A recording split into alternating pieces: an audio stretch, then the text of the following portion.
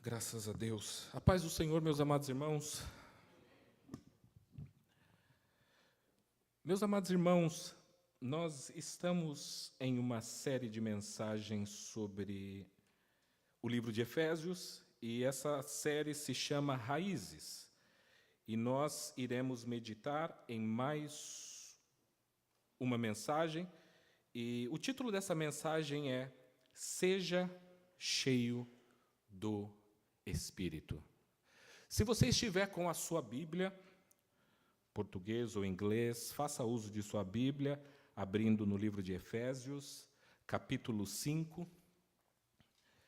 e nós iremos ler dos versículos 15 ao 20. Efésios, capítulo 5, dos versículos 15 ao 20.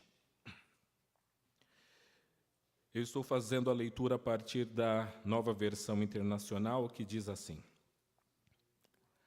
Tenham cuidado com a maneira como vocês vivem, que não seja como insensatos, mas como sábios, aproveitando ao máximo cada oportunidade, porque os dias são maus. Portanto, não sejam insensatos, mas procurem compreender qual é a vontade do Senhor. Não se embriaguem com o vinho, que leva à libertinagem, mas deixem-se encher pelo Espírito, falando entre si com salmos, hinos e cânticos espirituais, cantando e louvando de coração ao Senhor, dando graças constantemente a Deus Pai por todas as coisas, em nome de nosso Senhor Jesus Cristo. Amém. Curve a tua cabeça por um instante. Pai, mais uma vez, estamos na Tua presença e reconhecemos que nada somos sem Ti. E, ao mesmo tempo, sabemos que podemos todas as coisas através de Ti que nos fortalece. Que o Senhor, ó Pai, prepare agora o solo dos nossos corações, para que eles possam ser terreno fértil para a plantação de tudo aquilo que o Senhor quiser realizar em nossas vidas. Fala conosco, ó Pai, que toda e qualquer pessoa ou pensamento, ó Deus, que esteja tentando tirar a nossa atenção daquilo que o Senhor tem preparado para cada um de nós nessa noite, seja repreendido em nome do Senhor Jesus, e que nós possamos ouvir a Tua palavra e sairmos daqui edificados para a Tua honra, glória e louvor. Amém. Nós estamos em uma série de mensagens chamada Raízes. E o foco da mensagem de hoje, meus amados irmãos, é tratar basicamente do versículo 18, que diz: Não se embriague com o vinho, mas deixe-se encher pelo Espírito Santo. O livro de Efésios, como vocês bem sabem, é um livro extremamente rico em ensino. Há uma grande variedade de coisas que poderiam ser ditas aqui. E algumas igrejas até gastaram, às vezes, séries apenas em um versículo para mostrar como esse texto é rico e quantas aplicações nós podemos fazer.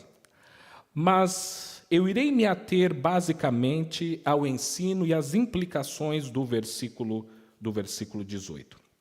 O primeiro ponto que eu gostaria de chamar a sua atenção é o seguinte: salta aos olhos, quando nós analisamos esse texto, que o texto ele tem alguns paralelos. E o paralelo que a gente consegue ver claramente é o seguinte: há um paralelo com um imperativo negativo seguido de um imperativo positivo. Por exemplo, no versículo 15, que nós acabamos de ler, disse assim: Tenham cuidado com a maneira que vocês vivem, que não seja como o insensato.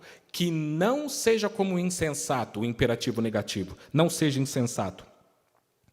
Depois ele diz, mas como sábios. Então, o imperativo negativo, não como insensato, depois como sábios. No versículo 17, ele diz de novo, não sejam insensatos. E depois apresenta o imperativo afirmativo, mas procurem compreender qual é a vontade do Senhor. E no versículo 18, que é o que nós iremos de fato meditar, o imperativo negativo, não se embriaguem com o vinho, que leva à libertinagem, mas deixem-se encher pelo Espírito de Deus. Amém?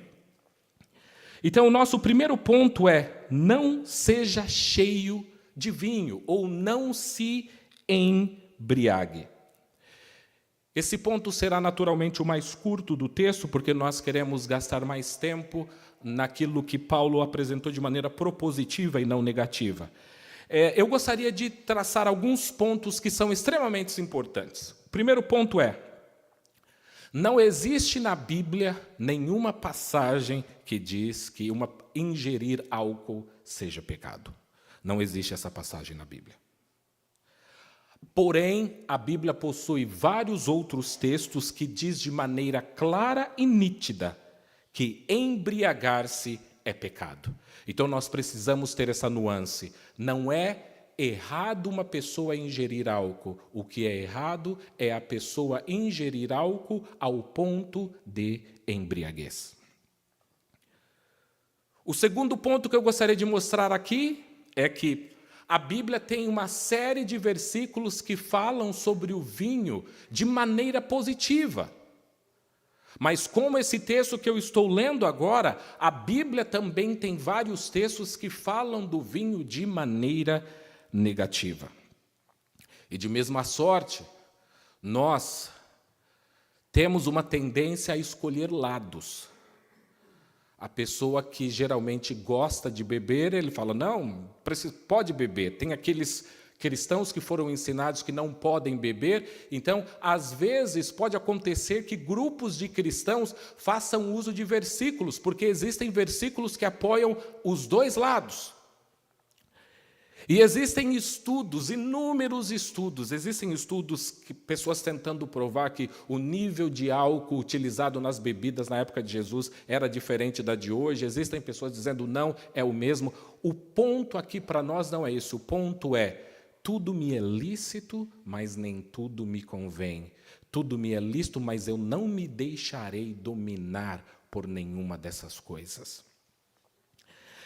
E eu gostaria apenas de apresentar algo aqui para vocês em termos de informação, até porque essa é a intenção que o Centro Canadense sobre Uso de Substância e Vício, ele lançou no ano passado um documento, e esse documento ele tem trazido dor de cabeça para muitas pessoas. Por quê? Eu quero falar rapidamente sobre isso para nós irmos para o ponto 2, que é ser cheio do Espírito. Pelo seguinte, por volta do ano de 2012, o Canadá, através dos seus órgãos oficiais e governamentais, ele tem um número ou uma quantidade de álcool que a pessoa pode ingerir e que era recomendada pelo governo canadense. E esse estudo ele era dividido em duas partes, o estudo voltado para as mulheres e o estudo voltado para os homens. Para as mulheres, o estudo, se eu não me engano, do ano de 2012, ele dizia o seguinte: as mulheres podem beber 2 bebidas padrão por dia. O que seria uma bebida padrão? Seria uma garrafa de cerveja ou uma taça de vinho, por exemplo. Elas poderiam tomar 10 bebidas padrão por semana.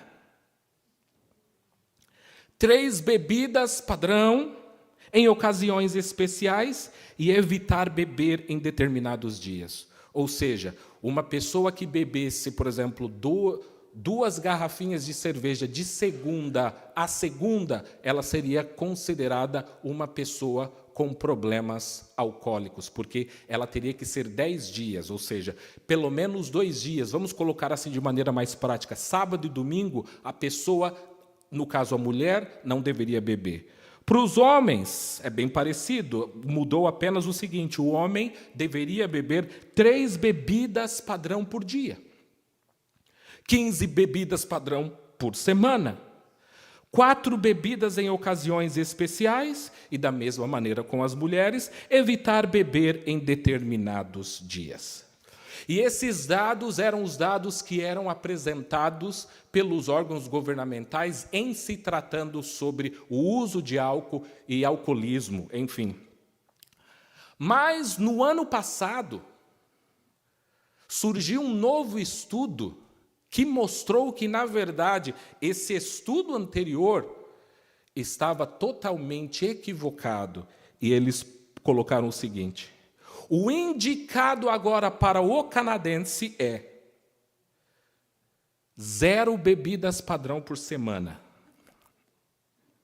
Antes que alguém comece a falar comigo, preste bem atenção, hein? Eu tenho as fontes e vocês podem ver. E caso alguém fale, pastor, eu estou apresentando um dado que o governo hoje está dizendo ao povo, ok?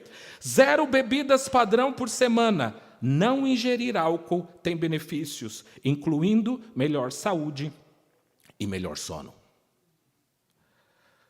O indicado agora é de 1 a 2 bebidas padrão por semana. Você provavelmente irá evitar consequências relacionadas ao álcool neste nível. Ou seja, se a pessoa estiver tomando 1 a 2 bebidas padrão por semana. Ou seja, os dados de 10 anos atrás diziam que isso era o que a pessoa podia tomar por dia. Os dados hoje dizem que é o que você deve tomar por semana. Se você tomar de 3 a 6 bebidas padrão por semana, seu risco de desenvolver vários tipos de câncer, incluindo câncer de mama e câncer de colo de útero, aumenta neste nível. E se você tomar mais de 7 ou mais bebidas padrão por semana, seu risco de doença coronária, ou seja, doença do coração e AVC, acidente vascular cerebral, aumenta significativamente neste nível. Nesse nível de consumo, cada bebida padrão adicional aumenta radicalmente o risco de consequências relacionadas ao álcool. Talvez vocês não viram, mas eu descobri essa notícia porque eu, às vezes, escuto alguns podcasts com notícias sobre o Canadá, até porque eu uso alguns desses podcasts para dar aula para alguns dos meus alunos mais avançados. E um desses podcasts, ele mostrou que teve um vídeo que viralizou aqui no Canadá. Eu não vi na época, mas depois eu procurei no YouTube e acabei vendo, que quando alguns jornalistas foram entrevistar alguns canadenses mostrando esses novos números, um deles falou, mas como? Como que eu vou tomar... Vou manter esse nível aqui, 1, 2 bebidas padrão por semana? Não dá. E a pessoa ficou revoltada de ver aquilo e viralizou porque as pessoas estavam rindo da reação daquele canadense ao receber as novas diretrizes em relação ao álcool. Agora, apenas também em caráter de... O governo canadense ele diz o seguinte, esses dados eles estão aí, ninguém é obrigado a seguir. Mas nós gostaríamos que todo e qualquer cidadão canadense tomasse decisões conscientes, sabendo o que ele pode fazer ao tomar, enfim, quando ele resolve fazer determinada coisa. Ninguém vai proibir ninguém de deixar de fazer isso ou de fazer alguma coisa, mas a pessoa deve tomar uma decisão consciente. Agora, um dado que me chamou muita atenção é que no ano de 2017 o Canadá gastou 5,4 bilhões na saúde, em razão de problemas relacionados ao álcool, e 2,8 bilhões de custo na justiça criminal, também atreladas ao uso indevido do álcool. Ou seja, problemas do álcool, o governo canadense gasta, ou gastou pelo menos em 2017, mais de 8 bilhões com problemas relacionados ao álcool. Mas o que o apóstolo Paulo estava dizendo aqui? O apóstolo Paulo estava dizendo o seguinte: não se embriaguem com o vinho, mas deixem-se encher pelo Espírito. O que ele estava usando em termos de comparação e contraste era para dizer o seguinte: quando uma pessoa ela está bêbada, ela perde a sua consciência, ela está totalmente dominada pelo álcool, ela é controlada pelo álcool, ela é dirigida pelo álcool. Da mesma maneira que uma pessoa embriagada perde os sentidos e o álcool agora domina, assim deve funcionar com o Espírito. O Espírito deve ser quem nos guia, o Espírito deve ser quem nos controla, o Espírito deve ter o pleno e total controle e domínio de nossas vidas. Esse é o ponto número 2. Deixe-se encher pelo Espírito. Agora, algumas coisas importantes em relação a essa afirmação. Primeiro, é um imperativo, é uma ordem. Deixem-se encher pelo Espírito. Mas é uma ordem diferente de várias outras ordens ou mandamentos na Bíblia. Por quê? Porque ela é uma ordem, mas ela é uma ordem na voz passiva. Ela disse, deixem-se encher. Não é você quem irá encher a si mesmo. Você precisa fazer algo, mas quem irá te encher é o Espírito. Então existe aí, na verdade, uma ação da sua parte, mas você precisa ser enchido pelo Espírito, pois a ação não é sua. É o Espírito Santo quem deve te encher. Esse é um dos pontos. Um outro ponto que nós temos que ver é que no grego eles estão utilizando o que para nós seria o contínuo, é uma ação contínua. O que ele está dizendo é algo mais ou menos assim: deixem-se encher continuamente pelo Espírito.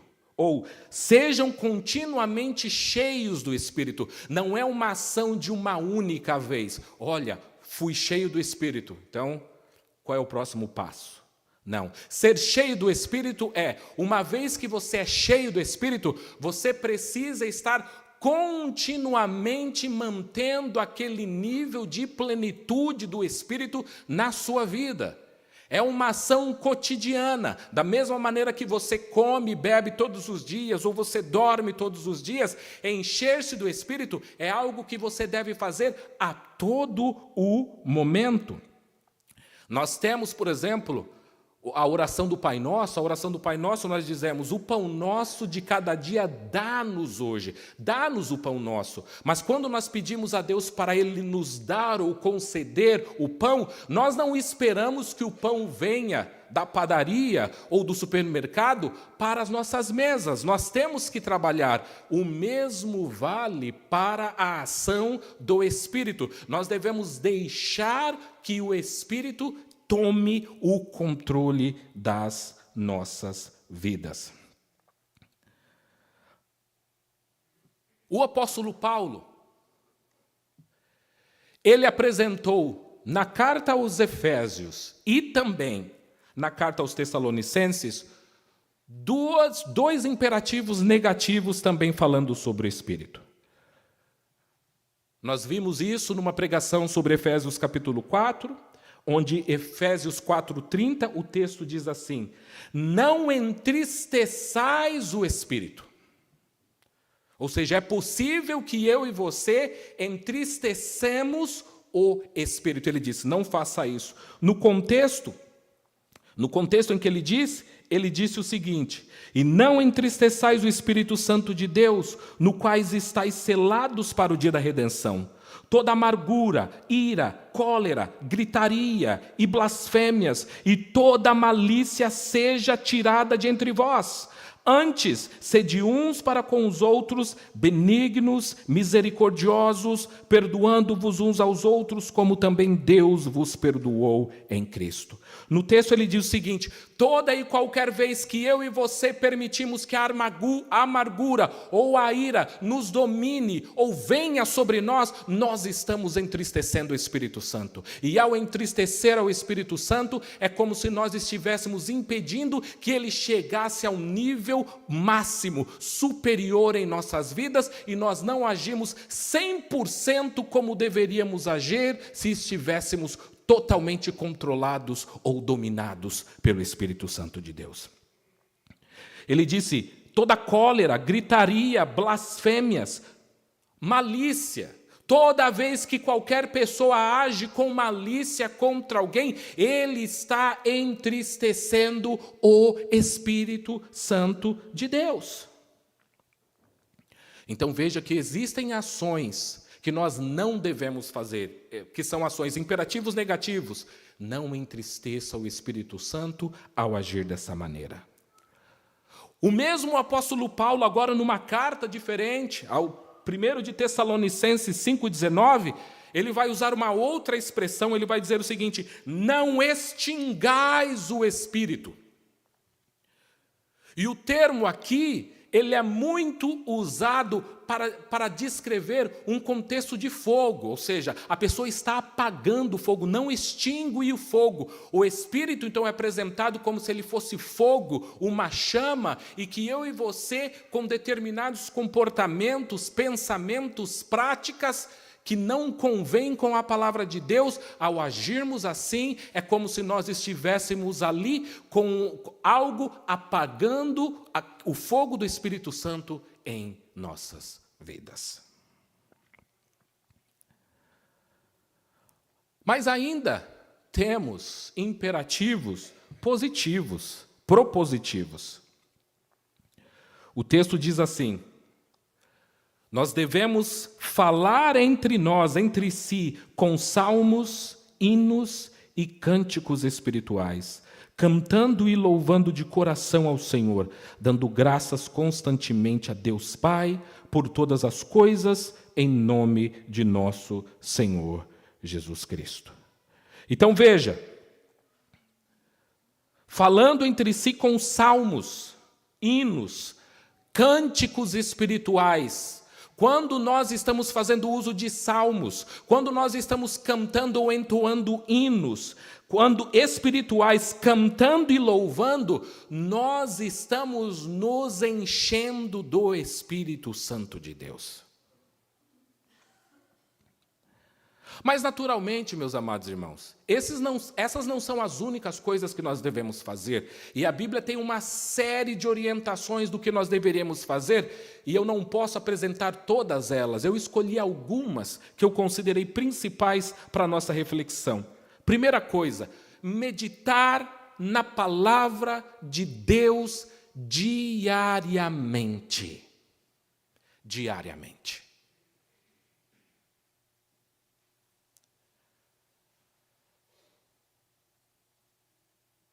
Se o texto diz, esteja continuamente sendo enchido, continuamente, ele está dizendo, a ação precisa ser repetida. Você não pode, da mesma maneira, nós comemos todo dia, bebemos todo dia, o nosso corpo precisa desses elementos todos os dias. O nosso ser espiritual precisa desses elementos. Jesus não disse, nem só de pão viverá o homem, mas sim de toda a palavra que sai, que procede da boca de Deus. Se a palavra de Deus é apresentada na Bíblia como pão espiritual, ele quer dizer, quando eu e você não lemos ou meditamos na palavra de Deus em um dia, é como se nós não comêssemos. E como você fica, como o seu corpo reage quando você não se alimenta? Você trabalha bem? Você estuda bem? Você conversa bem? Você executa as ações que você precisa executar bem? E é exatamente por isso que em nossas vidas, por vezes, nós não agimos da maneira como deveríamos agir. Precisamos meditar na Bíblia todos os dias. Não foi essa a orientação que Deus deu para Moisés quando quando Deus dá para Josué, quando Moisés morre e Josué agora assume a liderança do povo, ele disse, medita no livro desta lei de dia e de noite, e assim você fará prosperar os teus caminhos, todos os dias. O nosso texto, lembra das definições? O imperativo negativo, o imperativo positivo. O insensato desperdiça a oportunidade de meditar na palavra de Deus todos os dias, ao passo que o sábio e a pessoa cheia do Espírito Santo aproveita cada oportunidade. Ao deixar de meditar em um dia, eu e você perdemos a oportunidade de estar cheio. E eu tenho experiências pessoais próprias para dizer sobre isso. Por exemplo, teve momentos que eu estava conversando com colegas de trabalho e eles falaram alguma coisa e no momento eu conversei normalmente e depois, quando, por exemplo, eu estava no carro, meditando, ouvindo uma leitura da Bíblia, eu falo, puxa, aquela pessoa fez aquele comentário, eu deveria, naquele momento, ter dito a ela que a palavra de Deus diz isso, isso, isso e isso. Mas naquele momento eu não disse. E por que eu não disse? Tem vários motivos, mas um deles é, naquele momento, naquela situação, naquele dia, você não estava cheio. Você acaba perdendo uma oportunidade porque você não estava cheio. Não está dizendo que você não tem o Espírito Santo. Ele está dizendo que você não é cheio do Espírito Santo. Que você não está maximizando todas as suas oportunidades. O texto do apóstolo Paulo, em Tessalonicenses 5,17, ele disse, orai sem cessar. Eu acho que todo cristão, principalmente os cristãos mais antigos, já devem ter se parado para brigar com esse texto. Como? Como, gente? Sem cessar. Será que não traduziram errado? Não, tem alguma coisa aí. Porque sem cessar, como é? Mas é isso que ele diz. Orai sem cessar. Não pare. A oração deve ser contínua, a todo um momento. Ou seja, nós devemos estar ligados, conectados com Deus através do Espírito a todo o momento. E não apenas em momentos especiais, agora é sábado, à noite é culto, agora é encontro do PG, agora eu vou. A todo momento, orai sem cessar.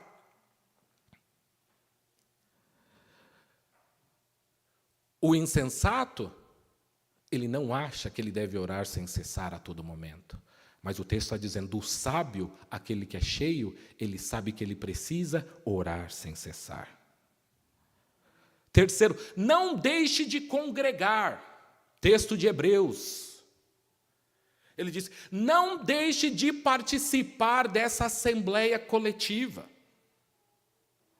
Como é o costume de alguns, mas nós não fazemos isso, porque é nesse momento que nós aprendemos uns com os outros, é nesse momento que nós afiamos uns aos outros. Mas veja bem, talvez hoje, na minha ministração agora, pode ser que haja uma dúvida para você. Olha, o pastor Wellington comentou algo aqui, mas eu queria perguntar isso para ele. A pergunta é, quando um pastor está pregando num culto como esse público e você tem uma dúvida, você levanta a mão e fala, licença, por favor. Alguém faz isso? Não, né? Mas você tem dúvida? Sim, temos dúvida. E onde que nós vamos sanar essas dúvidas? O pequeno grupo é um desses momentos. Se você não tem um espaço para estar com as pessoas, você não vai ter esse momento de interação. Ou seja, não deixe de congregar. A Bíblia diz, porque ao congregar você vai estar cheio, você estará se enchendo com aquelas pessoas. E por fim, meus amados irmãos, o meu último ponto, ele é um ponto um pouco mais teológico, mas eu acho extremamente importante e relevante para vocês. Até porque a maioria dos irmãos aqui vieram de traduções diferentes e às vezes nós temos um entendimento diferente sobre algumas coisas. Eu quero que vocês entendam o seguinte: existe uma diferença entre ser cheio do Espírito para Paulo e ser cheio do Espírito para Lucas. Por exemplo, é mais conhecido entre os cristãos a diferença de interpretação entre o apóstolo Paulo e Tiago, o irmão do Senhor Jesus. O apóstolo Paulo, ele disse o seguinte: nós somos salvos pela fé. Acabou. Sem obra nenhuma. Aí o Tiago vai e escreve assim: e a fé sem obras é morta. Algumas pessoas olham e falam assim, mas peraí, foi o mesmo Espírito Santo que inspirou esses dois? Um está dizendo que é fé que não tem obras. O outro diz que se não tiver obras, a fé é morta. E muitos cristãos ficam com essas dúvidas. O próprio Martinho Lutero, que foi um grande teólogo, ele mesmo chegou a dizer que a carta de Tiago era uma carta de palha. Por que uma carta de palha? Fazendo uma menção, ela queima fácil. Fazendo uma menção àquela passagem bíblica de que quando nós apresentarmos o nosso trabalho para Deus, Ele vai colocar no fogo para ver se a sua obra vai se sustentar diante do fogo. E ele diz, a carta de Tiago é uma carta de palha. Porque ele está falando aqui que a fé sem obras ela é morta. Mas veja, são perspectivas diferentes. As passagens não são contraditórias, mas elas se complementam, mas de pontos de vista diferentes. Paulo disse que nós não temos nenhuma ação meritória para a salvação. Já Tiago ele está dizendo, mas todo e qualquer salvo que é verdadeiro, ele vai ter fruto. Se o Espírito Santo habita na vida dele, ele vai ter ações, porque o Espírito Santo o leva a trabalhar e a ter frutos.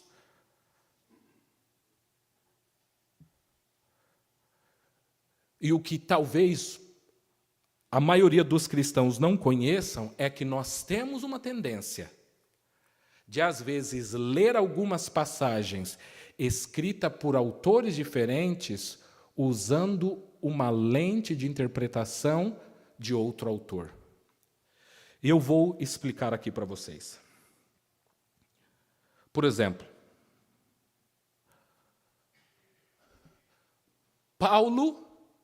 quando Paulo fala, todos nós fomos batizados no Espírito em um só corpo.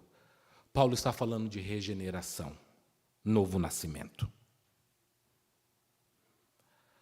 Lucas, quando ele escreve em Atos 1, e eles serão batizados com o Espírito Santo, ele não está falando sobre regeneração, novo nascimento, ele está falando sobre ser cheio do Espírito Santo. Os irmãos estão me entendendo? Ou seja, às vezes nós temos uma tendência de olhar um autor, no caso, vamos supor, por exemplo, Lucas, e interpretar o que o Lucas disse a partir da lente de Paulo. E não é isso que ele diz. Ele diz, ou seja, batismo no Espírito Santo para Lucas é algo posterior à nova conversão. Se batismo no Espírito Santo para Lucas significar regeneração, nós teríamos um problema. Qual seria o problema? O problema é que todos os discípulos, todos aqueles 120 cristãos que estavam ali no cenáculo naquele momento, incluindo Maria, mãe de Jesus, quando eles foram visitados no Pentecostes, se eles estavam sendo batizados no corpo, e batizar no corpo significa sempre regeneração, eles estavam nascendo em Cristo naquele momento. Todo momento que eles passaram com Jesus, os 3 anos e meio anteriores a isso, eles não eram salvos. Vocês conseguem ver que há uma desconexão aí? Ou seja, mas mais uma vez, Paulo e Lucas não estão em contradição. Eles estão apresentando as coisas de pontos de vista diferentes, de perspectivas diferentes. Quando o apóstolo Paulo ele fala sobre ser cheio do Espírito Santo, o apóstolo Paulo ele tem uma ênfase no caráter. Quando Paulo fala sobre ser cheio do Espírito Santo, ele fala, o fruto do Espírito é amor, é paz, é alegria, é longanimidade, são essas características. Mas, quando Lucas fala sobre ser cheio do Espírito Santo, o foco de Lucas não é caráter, o foco de Lucas é serviço.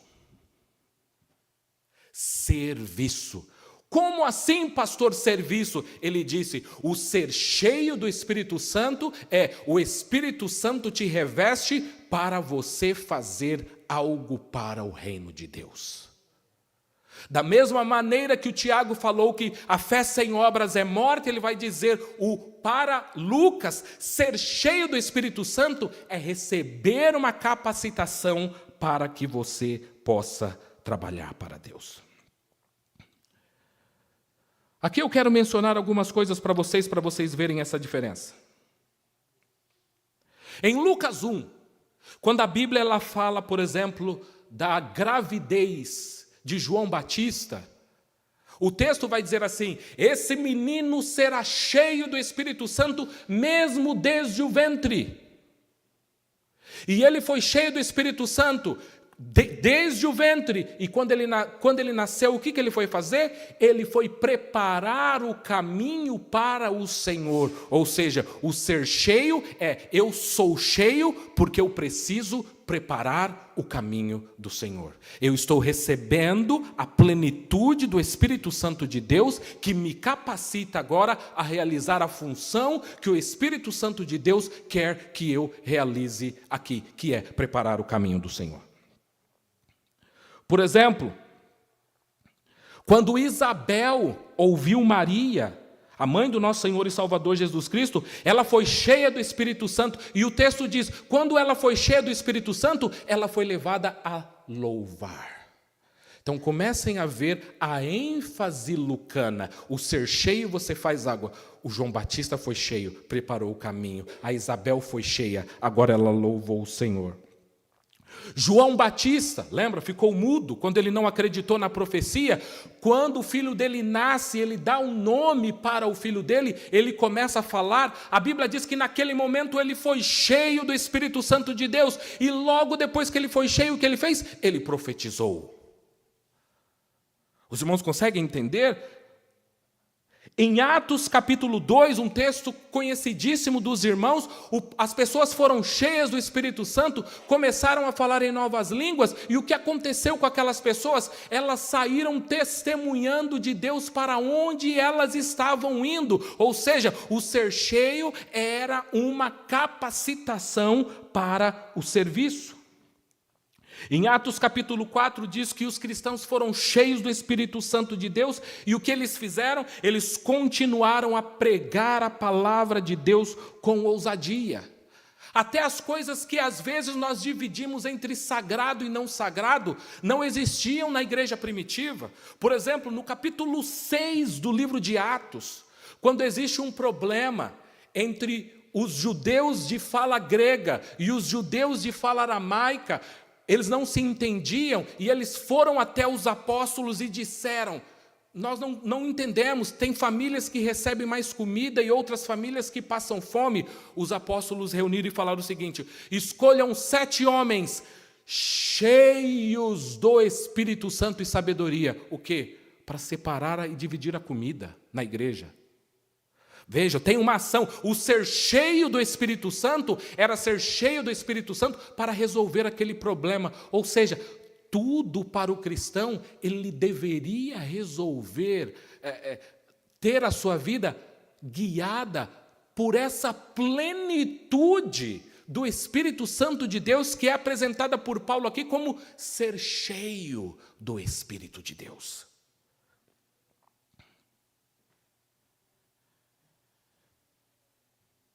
O apóstolo Paulo teve a sua conversão.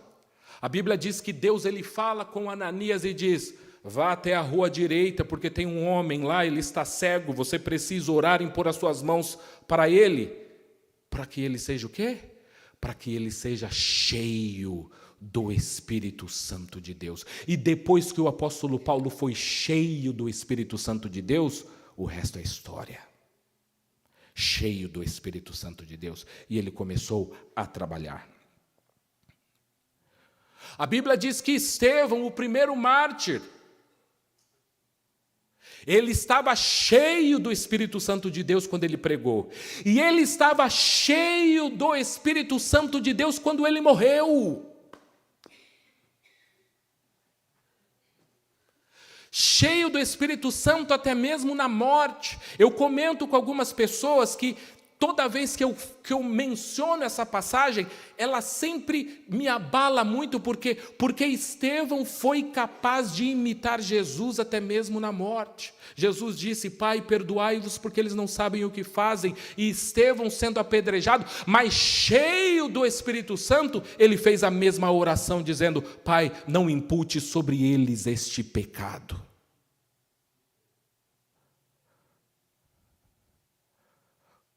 Se o Senhor Jesus Cristo não voltar, como que você quer ir? É bom que nós estejamos cheios do Espírito Santo de Deus nesse momento, porque vai ser diferente se nós estivermos cheios do Espírito Santo de Deus. O livro de Atos ainda vai falar, Filipe, cheio do Espírito Santo, pregava, curava, realizava milagres. A Bíblia fala que Barnabé, cheio do Espírito Santo de Deus, foi separado para realizar missões.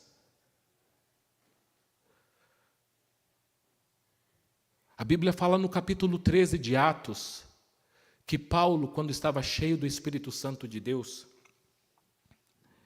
ele viu um mágico chamado Elimas, ou melhor, um feiticeiro. E Paulo, ele diz uma das palavras mais duras da Bíblia nesse capítulo. Eu falo assim porque eu faço parte de alguns grupos de colegas e amigos cristãos, e até alguns pastores, e às vezes o pessoal faz algumas piadas, né? E uma dessas piadas, às vezes o pessoal fala assim, eu vou te dar um versículo para você meditar. Ah, é um versículo para Deus falar contigo.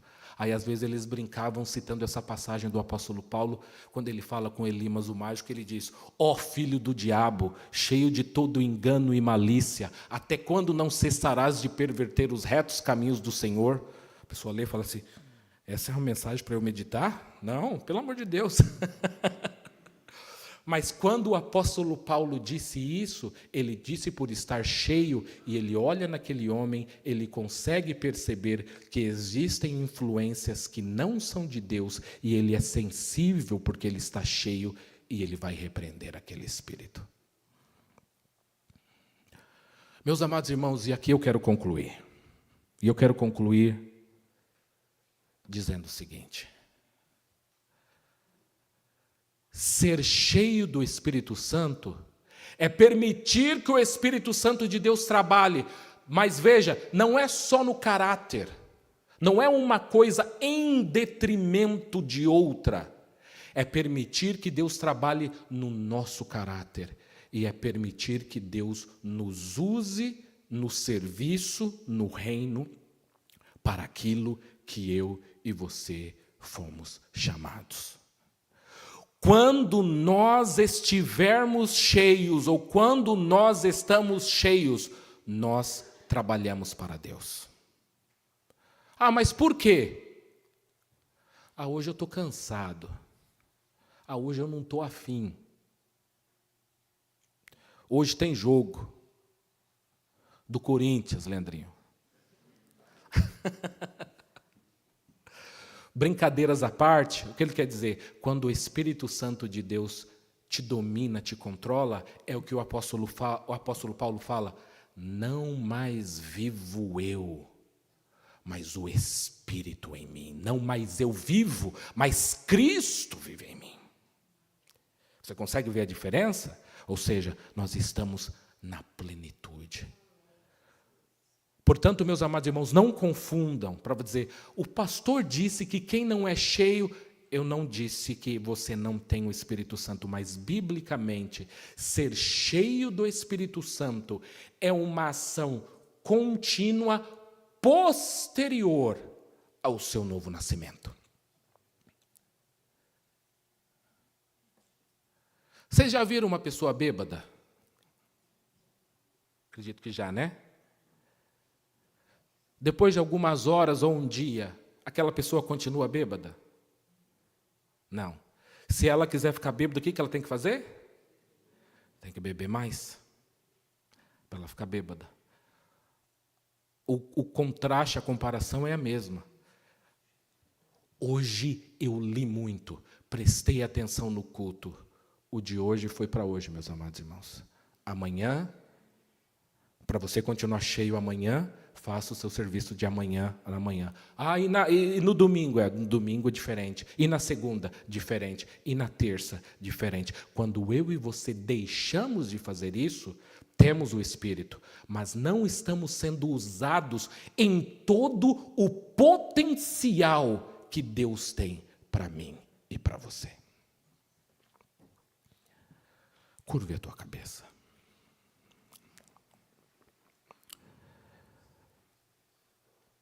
Pai, em nome do Senhor Jesus agora, Deus, pedimos perdão por todas as vezes, ó Deus, em que nós